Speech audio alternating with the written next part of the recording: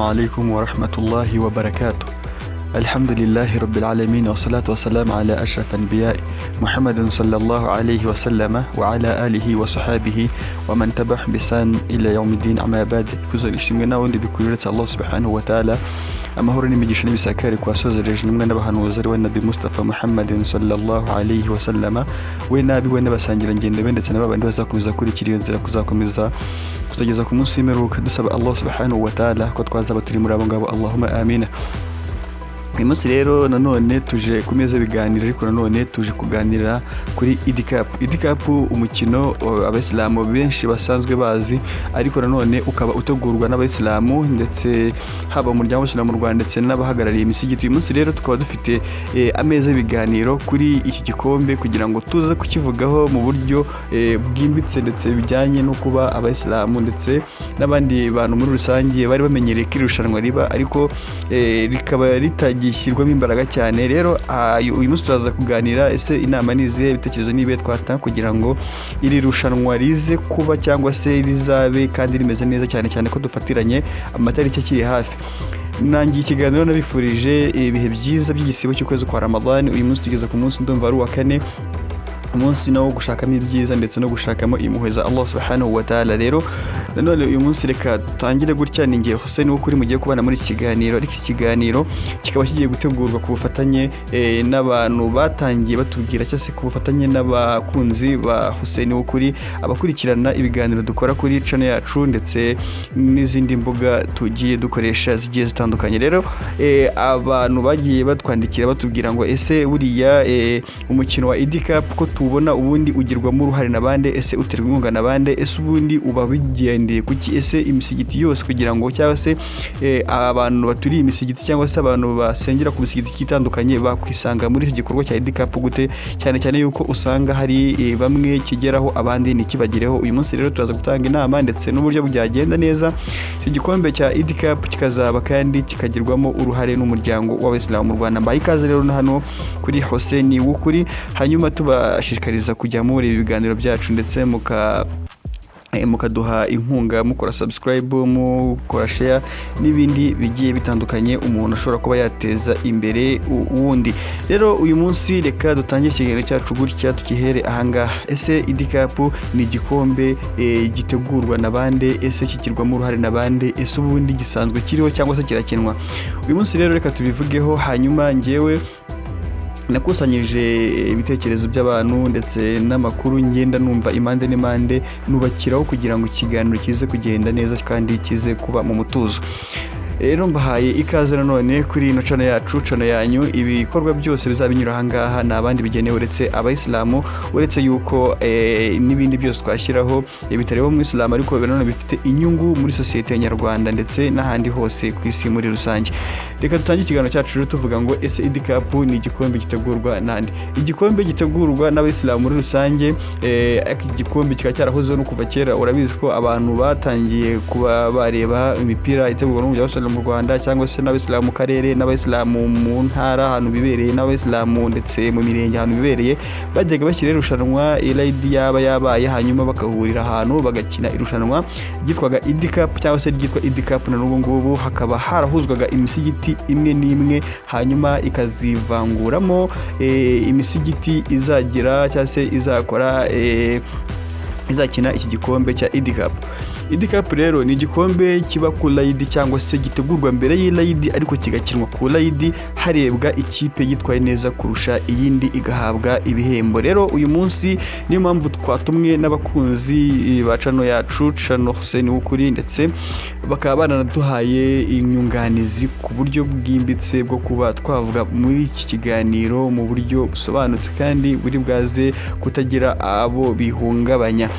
Ikiganiro cyacu rero nanone reka twongere tuvuge yuko kiri bwubakire kuri izi ngingo gusa zonyine. Ikindi kiganiro kizakurikiraho tuzatureba ese byagenze gute, twageze kuki. Uyu munsi rero niba ari umunsi wa kane tukaba turi gusiba ariko twitegura icyo gikombe, ndatekereza hakaba hari icyatangiye gukorwa hanyuma tukaba twaramenyeshejwe cyangwa se bamwe bazitabira iki gikombe bakaba baramenyeshejwe cyangwa se abatazi amakuru y'iki gikombe bakaba barageze gute bakaba barabimenyeshejwe. uyu munsi rero reka ndebe ku kijyanye no kuba cyangwa se no kumitegura iki gikombe. Reka dushyiremo inama ndetse n'inyunganizi cyangwa se n'uburyo iki gikombe cyagenda neza mu buryo bwiza.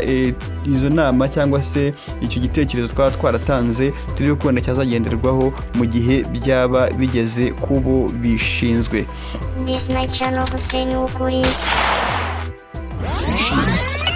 Hussein ukuri. Bavandimwe bayobozi bahagarariye umuryango w'abayisilamu mu Rwanda, uyu munsi twaje tugamije gutanga igitekerezo cy'irushanwa ry'umupira w'amaguru ryitwa IDCAP, ryategurwa cyangwa se uburyo ryategurwa ku bufatanye n'imiryango y'abayobozi ndetse n'umuryango wacu.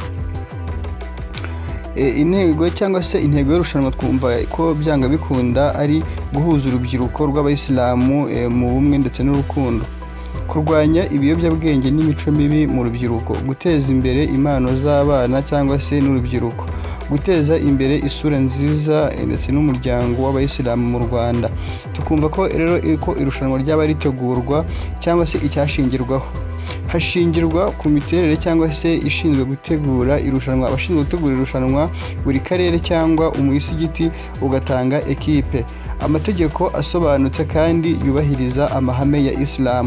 Irushanwa rikorwa ku gihe cyiza nk'igihe cya Idil Fitr cyangwa se igihe cy'Eid, ku munsi wa Eid cyangwa nyuma yacyo. Gushaka abafatanyabikorwa cyangwa se abasponsa bashobora gutanga inkunga kugira ngo iki gikorwa kizagende neza. Inyungu ku muryango w'abayisilamu mu Rwanda rero tukaba tubona ko nta zindi uretse kuba twakwimakaza ubumwe ndetse n'ubufatanye, gushaka inkunga ishobora gufasha ibikorwa by'imisigiti, guteza imbere impano z'abakiri bato ndetse bashobora kugera ku rwego mpuzamahanga, kwereka sosiyete nyarwanda uruhare rwiza rw'abayisilamu, gutuma urubyiruko rugira gahunda nziza zifasha kwirinda ubuzima bubi. Ndetse tukabona ko inyungu z'avangaha ababyeyi n'abana bahurira cyangwa se baba bahuriye muri icyo gikorwa cyangwa mu bikorwa byiza nk'ibyo ngibyo, urubyiruko rugira icyerekezo n'intego, umuryango mugari wubaka umuco w'ubufatanye n'urukundo. IDCAP rero tukaba twabona ko ntabwo yaba ari umukino gusa, ahubwo yaba ari igikorwa cyo kubaka ubumwe, kwigisha indangagaciro no guteza imbere ejo hazaza h'urubyiruko rwacu. Turasaba inkunga rero yanyu, inama zanyu n'ubufatanye ndetse kugira ngo iri rushanwa ribe iry'umumaro cyangwa se ribe iryacu twese. Jazakumullah khair. Assalamu alaikum wa rahmatullahi wa barakatuh. Zaza umuryango w'Abasilamu mu Rwanda ndetse n'abayisilamu muri rusange. Ikiganiro cyacu ntabwo twabura kuvuga yuko iki gikombe gisa nkaho ari igikombe cyagira umumaro ku bayisilamu, nk'uko wenda mubyumvishije muri iyo nshamake y'ikiganiro nakoze cyangwa se mu ijwi natanze, kugira ngo habe harebwa inyungu ndetse n'umusaruro wazanwa n'icyo gikombe cya IDCAP. Sasa ndagira ngo noneho umuyisilamu wese uri kuri no channel urimo kumva iki kiganiro, noneho tubyinjiyemo neza, hanyuma atange nawe inyunganizi n'igitekerezo, cyangwa se IDCAP yo ayumva atera asanzwe ayiza ate. Ese ubundi mbere yuko IDCAP iba igikombe cy'abayisilamu ubundi muri rusange, ubundi twagakwiye kuba dukora iki kugira ngo umuryango w'Abasilamu mu Rwanda wisange mu bikorwa nk'ibi ngibi kandi unabitera inkunga? Nge rero wenda nk'ijisho rya rubanda niko navuga, kuko iyo mvuze mba ndi bwumve n'urenze umwe, ubwo ndumva ari ngewe uba ukwiye kuba nahita mfata iya mbere kugira ngo nange igitekerezo cyanjye, cyane cyane yuko buriya niba ari ngewe ufite umwanya wo kuba najya hariya nkabitangaza, ubwo ngubwo mfite n'uruhare rwo kugira ngo ndebe ese byagenda gute n'uburyo byakorwamo. Umuryango w'Abasilamu mu Rwanda rero nta yindi wenda nuza idasanzwe, cyane cyane yuko buriya ni brand izwi ndetse ni umuryango munini mu kandi mugari twese twisangamo. Hari igitekerezo kimwe uyu munsi ushobora kuba nashyiraho cyangwa se n'itafari ryanjye.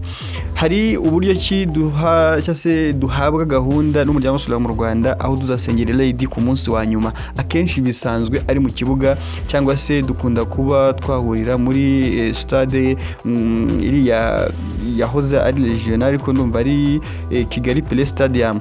Aho ngaho ndumva ro duhurira tukajya guhura tukumva hutuba ya Eid, tukumva amatangazo agenewe abayisilamu n'ibindi byinshi. Ndumva rero byanga bikunda haramutse hari icyateguwe mbere y'uko wenda cyangwa se nyuma y'uko ibyo byose biba ubusabane bw'abayisilamu, dushobora kuba twapanga ubusabane bw'abayisilamu uwo munsi, icyo gikombe kigakinwa hakurikijwe wenda ingengabihe y'idini Isilamu wenda izaba yashyizeho. Ishobora kuba wenda ari igihe cyo gusari cyangwa se mbere yo gusari, ariko ndumva ibyiza byaba nyuma yo gusari. Nyuma yo gusari rero nta bindi bikorwa biri bwagerweho uretse y'uko haba ari bwaca amatangazo. Rero ubwo urumva umuntu waba ufite umwanya amajije gusara Eid ashobora gusabwa ko yareba icyo gikombe cyangwa se n'amakipe azaba ageze finali, ahubwo ayo makipe akazava hehe. Nk'uko rero twabisomewe hariya muri iriya tangazo, byanga bikunda ayo ma ekipe ni yayandi azagenda yicangura mu misigiti, kandi biracyashoboka, iminsi iracyari mitoya.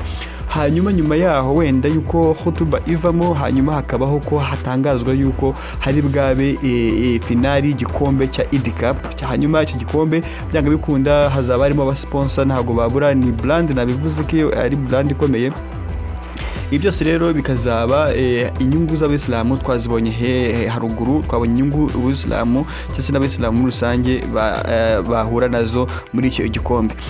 Iyo igitekerezo ndumva cyari icyo ngicyo, kuba umuntu yaba amajije gusari Eid mu kibuga kinini nka kiriya, hakurikiraho uwo mukino n'ubundi ikibuga twacyemerewe mu busanzwe.